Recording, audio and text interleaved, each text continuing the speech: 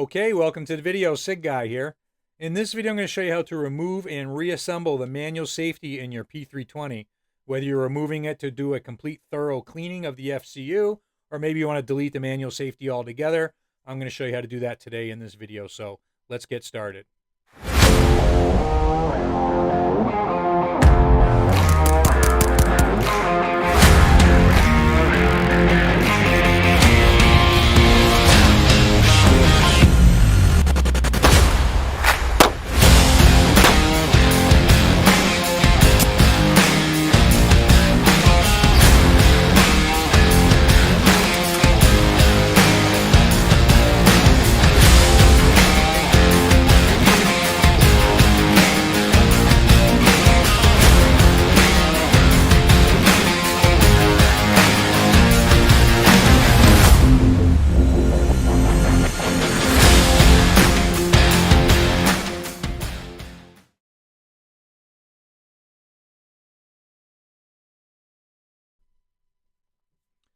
All right, so quick overview, basically 3 objectives for this video. One is a remake of the manual safety video that I did years ago, which I'm going to end up actually deleting off of YouTube because it's kind of like a dumpster fire on a train wreck.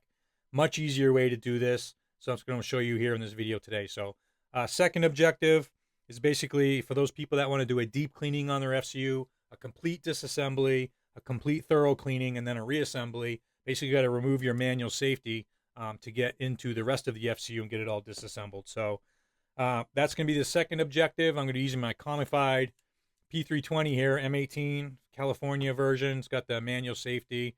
It's got the mag disconnect. It's got this awesome little message up here in case you forget if you're loaded or unloaded.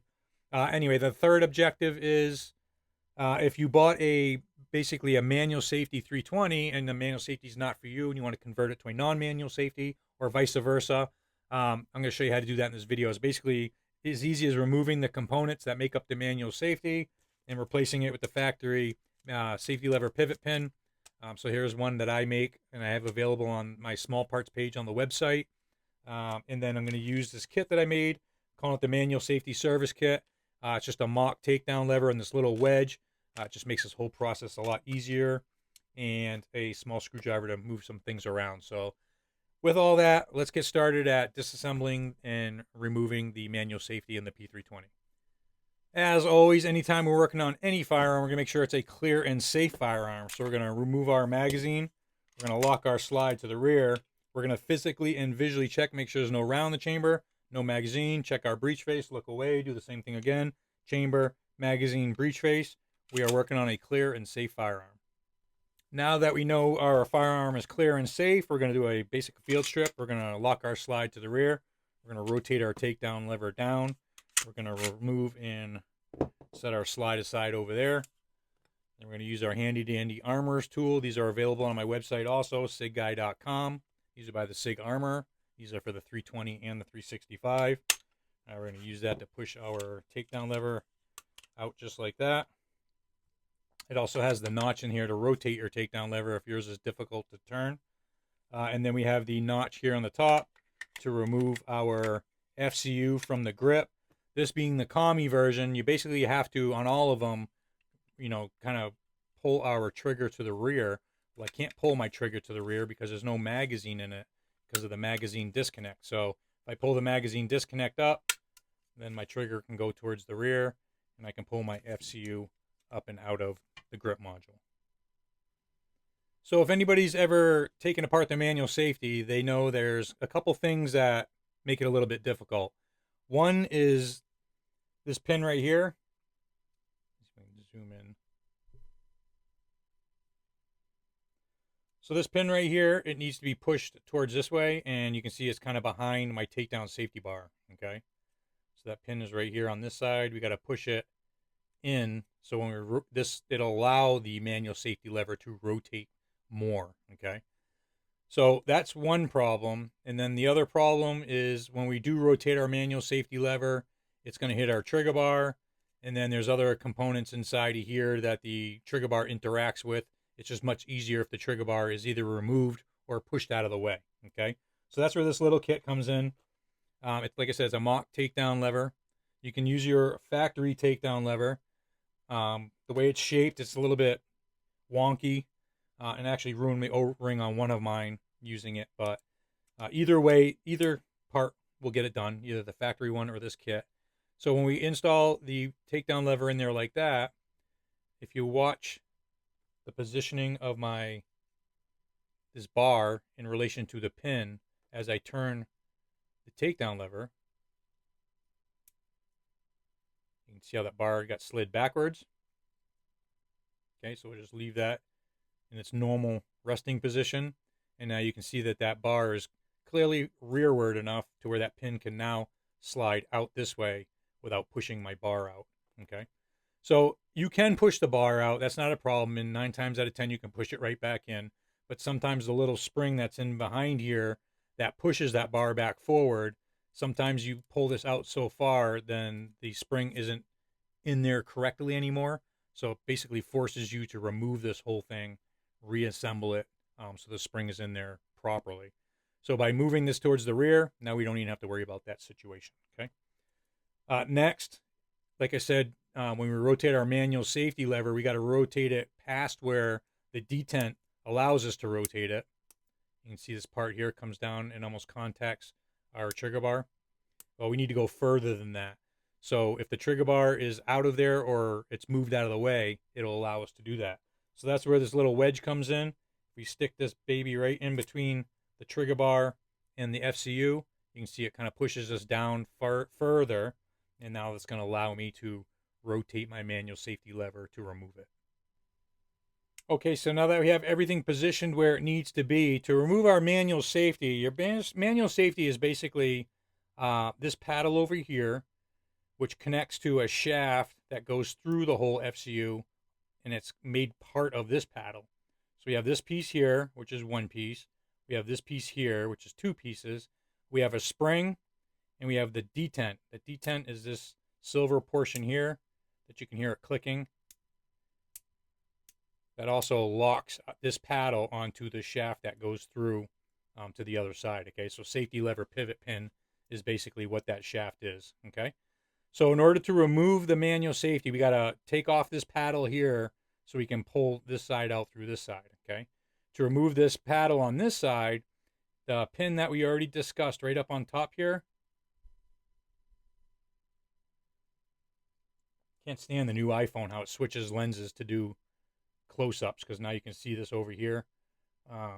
Good job, Apple. Anyway, so the casting on my lever here, it won't clear the pin. So we got to push this pin through to this side so then my casting can rotate up past where the pin is, okay? So basically, I'm going to use my flat tip screwdriver here. Yours may go easier than mine. Mine's brand new, and this is it's pretty stiff. Everything in this whole FCU is stiff. So if I use my flat tip on this pin here, and I basically push it to where now it's flush, right here, you can see how it's come out over here. It's cleared my bar.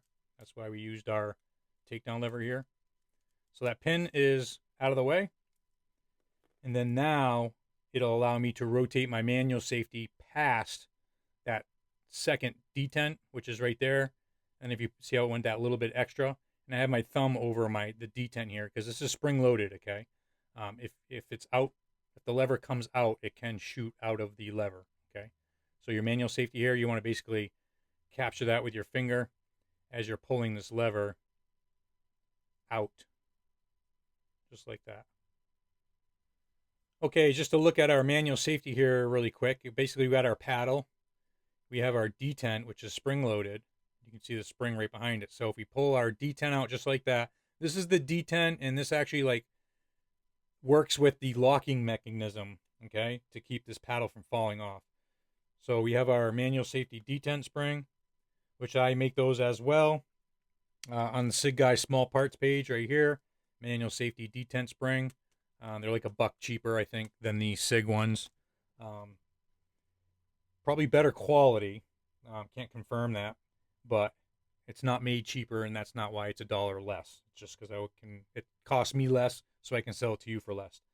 Anyway, so kind of to go over this whole locking mechanism, just so you better understand it. If you can understand it, it's a lot easier to work on it. So our paddle, when it's on here, the way it works is if the manual safety is in either 1 or 2 detent position, it's locked on there. Obviously, it can't fall off. But then when we rotate it past that last detent position, it essentially unlocks the paddle, okay? Basically, this detent can come out far enough, and it clears it from locking it onto the pin here that goes through there, okay? So if you're having a hard time pulling this off, it's probably because you don't have it far enough back, unlocking it, essentially, okay? So once we take that off of there like that, if the scenario is you just want to remove the manual safety and be a non-manual safety, we'll go over that really quick. The less you can disturb in here, the easier it is for you, okay? So if you have my pin alignment kit, this is the large pin. This is the exact same size as our safety lever pin, okay? That's what this is made for. So if I was basically to use this as a slave pin, and I just basically push out, you can pull out this will probably even fall out on you, but you don't want to pull it out without the pin because the pin's going to keep everything lined up in here, okay? So I've removed that portion of the manual safety. Okay, so that's how that looks assembled. It's kind of like the 365 one, just a little bit bigger. And then that's it disassembled, okay, with our other 2 pieces.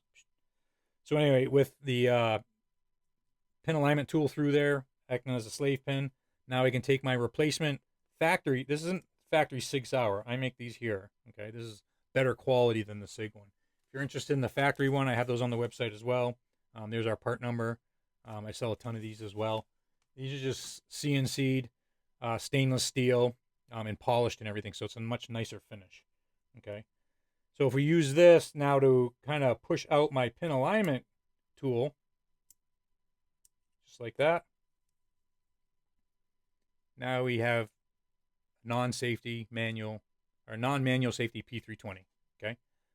So you can either put the factory pin in there or the SIG Guy small parts pin, okay? Again, available on sigguy.com on the small parts page.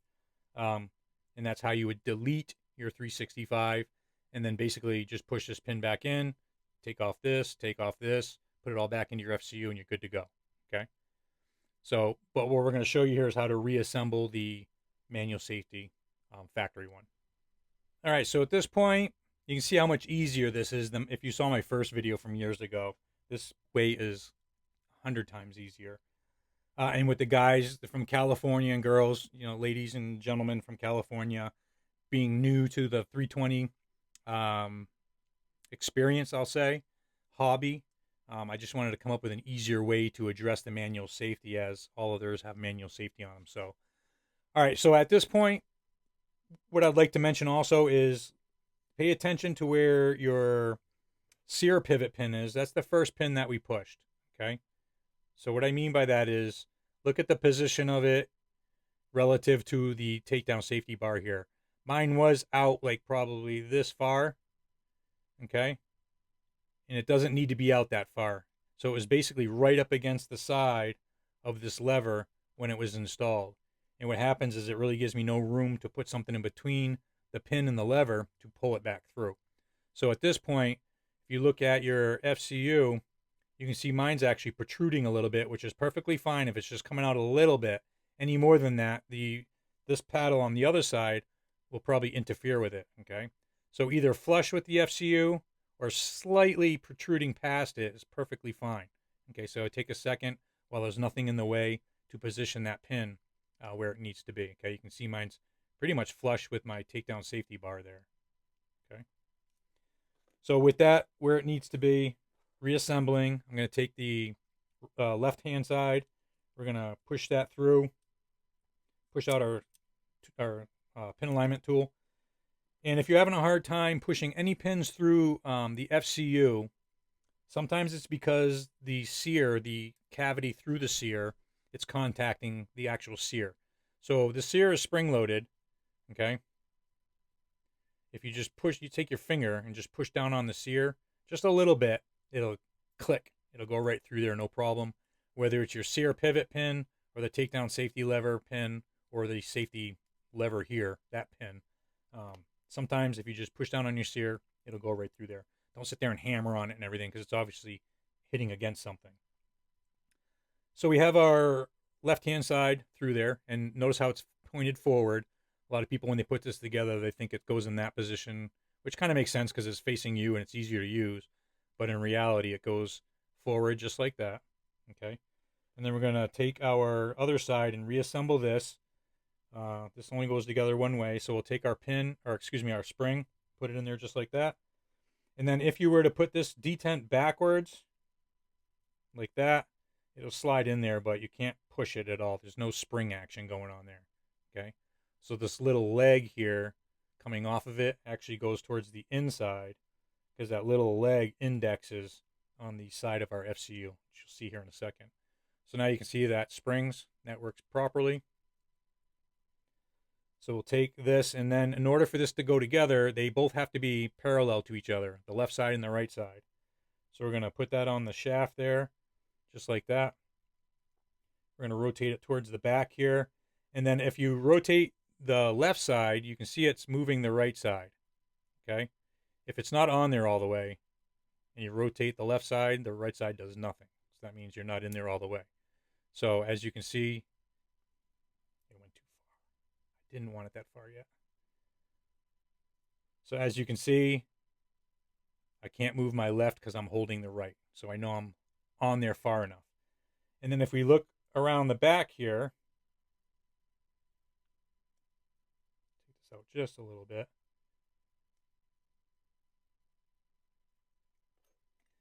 That little leg on the back side of our detent there, it'll be basically against the side of our FCU. We basically need to push our detent in so that little leg that comes off it at 90 degrees goes into the notch in the side of our FCU, okay? And what I mean by that is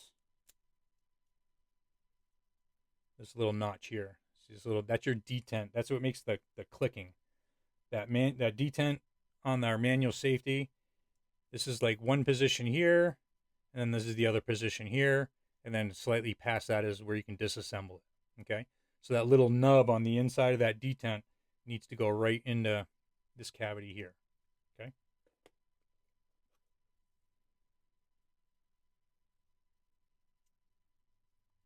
Make sure they're parallel, make sure they're locked together, slide it in. You can see it just kind of click down into the place there. You can see my little notch is inside the FCU. So if I always like to capture the detent just in case it wants to take off.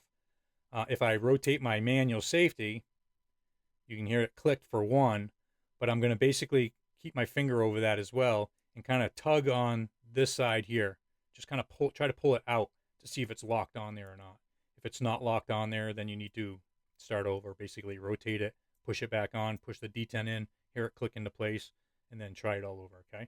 So it's locked on there. You can see position 1 works, position 2 works. It's in the proper position. Next, I'm going to remove my little wedge there, so I'm just going to kind of rotate that in the up position.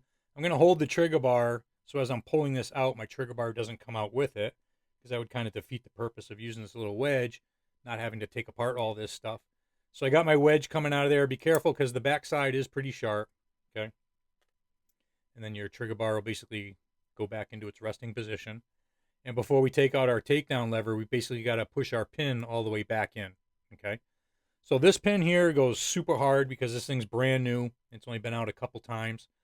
So on most of my other ones, I can just take my flat tip here, put it on my pin, and just kind of pull it back towards me, which is usually no problem at all. A couple things you want to keep in mind here.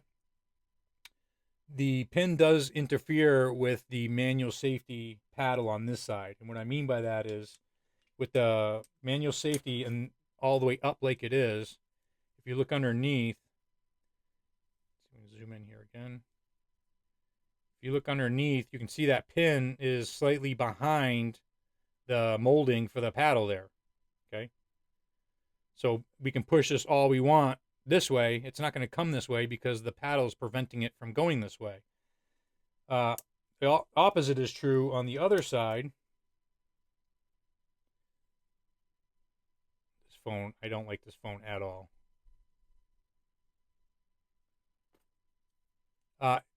On this side here, you can see the pin is slightly behind this portion of my paddle as well. Okay, so when we move that pin, we gotta kind of keep this. I usually have it in the up position and push it down slightly. Okay, we just kind of have it in the neutral position there where it's not in either detent. Okay, and again, make sure that if you are in the up position, you're not unlocking this and it's falling off. So that's why I just pulled on mine to make sure it was still captured. So what I'm going to do on mine is, normally you can take your screwdriver, like I said, and pull that pin back in. Mine's really stiff, so I'm going to use these pliers. Kind of put my detent kind of a neutral position right on the ejector there. Pliers on the other side of that pin.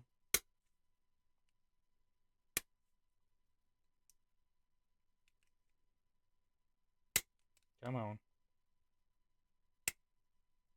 Just like that. Okay, so the pin's back in where it needs to go. Quick function check again. Make sure everything's good to go. Everything is fine there. Next, I'll just take my takedown lever, rotate that and get that out of there. You'll notice that your bar really didn't go forward at all, or not much, because the slide catch here locks it. So you'll see as I lift up on my slide catch, it'll release that takedown safety lever, just like that. And then California model, got to basically push up on the mag disconnect here. Manual safety's off. Quick little functions check. Everything works perfectly normal. Now, if you removed your manual safety and you don't really want to look at the notch in your grip, just basically get a non-manual safety grip. This isn't the same as the 365 to where it has that portion inside here that you can't swap regular grips with the California 365. Any 320, 365, or excuse me, any 320 grip module, non-manual safety will work, or even manual safety will work on the California version FCU, because that little magazine disconnect is in the mag cavity rather than underneath where the trigger goes. So we'll take this and we're going to basically put it back into our grip just like that. I need to pull up on my mag disconnect so I can push my trigger back and get my trigger to go through the hole in the grip. Slide that down in there, pull it all the way to the rear. We'll reinstall our takedown lever just like that. I'm going to reinstall our slide. Make sure our guide rod is in there properly. Just like that. All right, and there you have it. It is that easy to remove and reinstall the manual safety in your 320, whether you're deleting it, adding it, or just doing a cleaning. And then always, every single time you take apart your firearm, even if it's a field strip, the very last thing you do is a functions check before you return that firearm to service. In my last video with the mag disconnect, I show you how to do a functions check on your California compliant Kami 320. Okay. So now my rambling time. If you've gotten the information you want and you want to check out, that's fine. I just want to go over some stuff here. This is the manual safety, or the safety lever pivot pin, the manual safety spring, and our loaded chamber indicator spring, all available on the website under SIG Small Parts. This LCI spring is good for the 320 and the 365, same exact spring. Okay. So the big thing I want to go over here is regarding 3D printed stuff. Okay, so we came out with this kit here. I just put the striker spring tool on the website. I sold a ton of those things. And the multifunction tool previous to that, black, not red like this. And sometimes I get a person that is concerned with a layer line or a blemish or whatnot. And it's basically just the nature of 3D printing. Okay. The reason why this stuff is inexpensive to buy is because it's very cheap to produce. And if it's got a blemish here or a layer line that you can see there, it doesn't, it doesn't affect its functionality at all. Then so be it. So I just wanted to make sure that everybody understands that 3D printed products are consumables. And if you take care of them, they'll last a long time. If you misuse them or overuse them or slingshot your slide, rack your slide or do all kinds of stuff, this is basically for display purposes only. So if you're using it in other ways and it breaks, then so be it. So the main thing I want to ask you guys here is the next project I've been working on is back straps for our X macro, and I am super happy with the way these things came out. So this is the extra large back strap. Okay, you can see how pronounced our swell is there in the back compared to the small. Okay. Um, so my question here is: these are 3D printed PLA carbon fiber, plenty strong, functional, like it is. Put them on the website, sell them. You're not gonna have any issues at all. The thing I'm struggling with here is the ghosting, this mark here along the top whole edge. Okay, it's just the nature of 3D printing. It's the highest layer. There's nothing I can do to get rid of that. I've put the hatching on there to try to hide it in the post process after 3D printing. There's something else I do that gets rid of a lot of that, but it's still, you can still see it, like the shiny part there. So being OCD and everything, couple things here. I can get these injection molding, which is going to increase the price. I'm trying to keep this stuff super cheap for you guys. I prefer to sell a lot more of the stuff cheaper than a lot less of the stuff more expensive. So there's 4 different sizes of these. This is the extra large. Like I said, this is the small. And then we have the medium and the large. Okay. And the only way to get rid of that ghosting is if I 3D printed it vertically like this. Well, then the bottom layer sucks and the top layer sucks, which I'd rather have the ghosting versus those two obvious physical, I want to say defects, but it's not as nice. This is fine. So I'm in the process of getting an estimate on injection molding at a PA11 or PA12. So my question to you guys is, do you prefer a less expensive product like this as it is for, consumer use, or would you pay, I almost say twice as much for something, the base pads, the material they're making those out of nowadays? I don't know if it's nylon or whatever the PA12 and PA11 is, but it's a little bit more durable, I guess. Not to say that PLA carbon fiber isn't as durable, but I haven't tested the comparisons between the two, so I can't honestly tell you. Or do you prefer spending a little bit more to get, PA11 or PA12? Is my question here. So I'm all set. Packaging, it should be here any day now. I can put these babies on the website. We can get them out there, get them into your guys' hands. I'm not sure if I'm going to sell them as a kit or separately. Again, let me know that stuff. Whatever you guys want to do is what we'll do, okay? Because this stuff ultimately is for you guys. So let me know if you want it cheaper, 3D printed, if you want it injection molded, more expensive. Do you want individual, or do you want a kit? The kit would be like small, medium, large, extra large, because if you need extra large, you don't need a small. And if you need a small, you don't need an extra large. Or maybe you want all 4. I don't know. So enough rambling. In the comments below, give me some feedback. Greatly appreciated. Upgrades from over 50 different manufacturers on SIGGuy.com. And if you enjoy this type of content, there'll be a subscribe button right down in the corner. If you could subscribe to the channel, I would greatly appreciate it. As always, thank you very much for watching, and have a good day.